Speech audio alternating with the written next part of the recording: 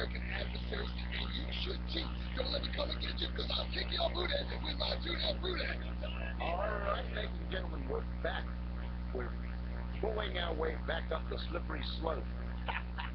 The slippery slope of the First Amendment and how it relates to the Muslim community.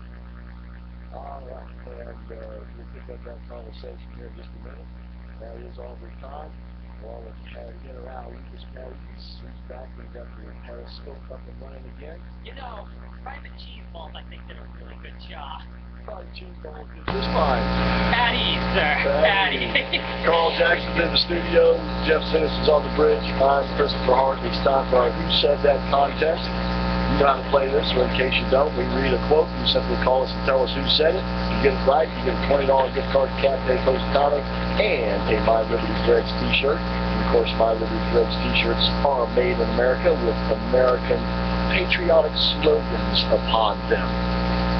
And 407-774-8255 is the number. And we're looking for somebody new who hasn't watched and said this right here. Simple and sweet, which oftentimes are the best. No man can tame a tiger into a kitten by stroking it. Who said that? No man can tame a tiger into a kitten by stroking it. If you know who said that, then you can give us a call at 407-774-8255. My guess would be Michelle Obama speaking to her. And I thought it was your older brother, Michael Jackson. No man can tame a tiger into a kitten by stroking it. Yeah, I think that was good for Michelle. Fine, anyway, we'll take your calls. Let's go to 407-774-8255. And yeah, I know where you're coming from, Aubrey, and I do see where you see it as a slippery slope, but I see this from a different angle. This is, let's say, for instance, the Nazis came over here and were using our constitutional protections in a fashion to destroy our society. What would you do about it? There's a difference.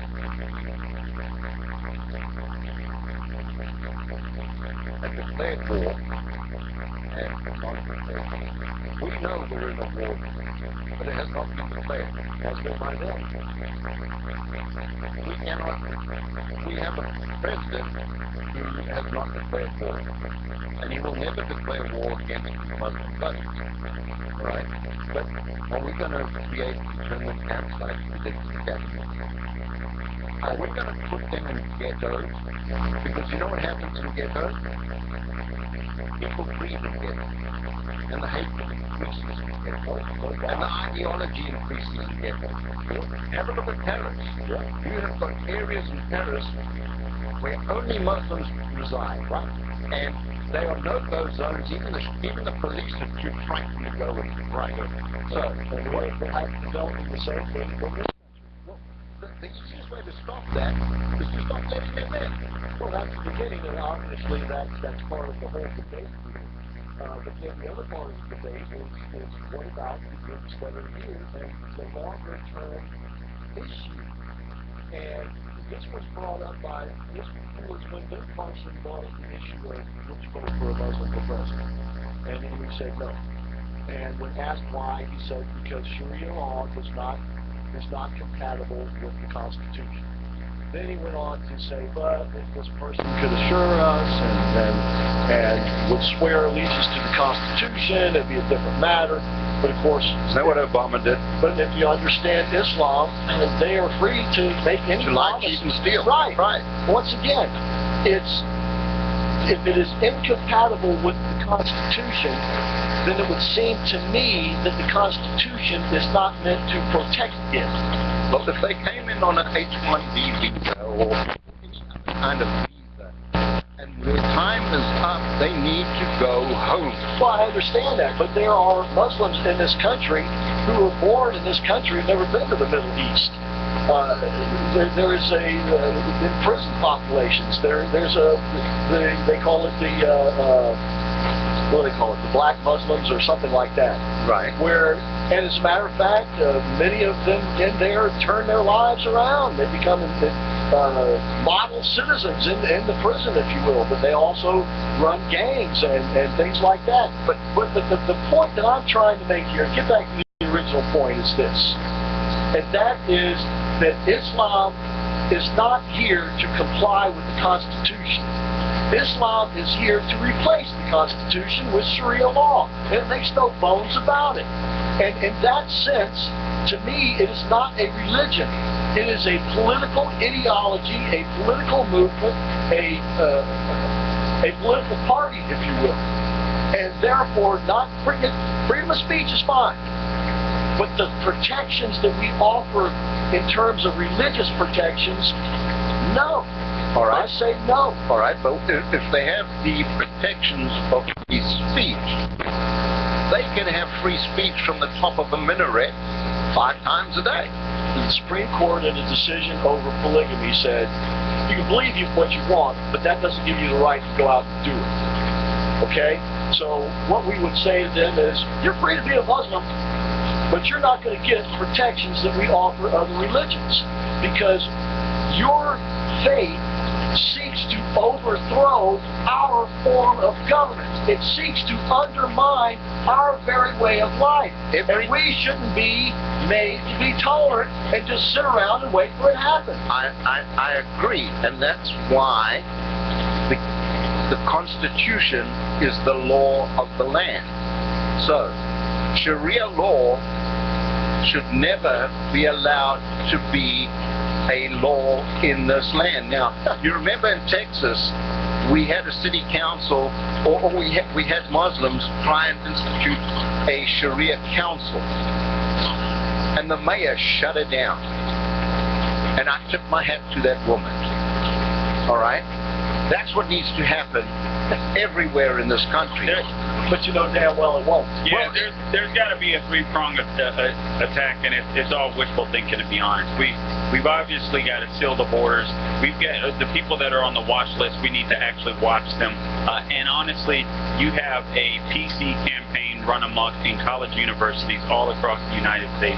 And I say people in masses need to stop sending their kids to universities unless they're in STEM, becoming a doctor, lawyer, some type of something that actually, if you're going for a career in English literature or so, I'm sorry, these places are becoming breeding grounds for political correctness, and it has to be a three-pronged But they've always been, ever since Vietnam, because the people that went to Vietnam, the soldiers, are still conservative.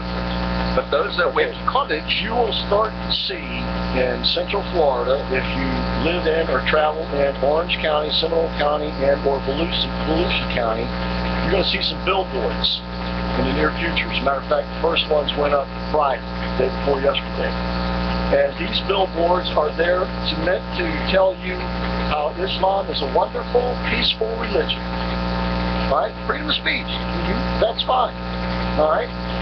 But the problem is that selling point is going to be used to undermine the Constitution, because the liberals will only be too happy to say, yes, Islam is a religion, and if a community like Hamtramck, Michigan decides that they want to have Sharia law be the law in that town, so be it.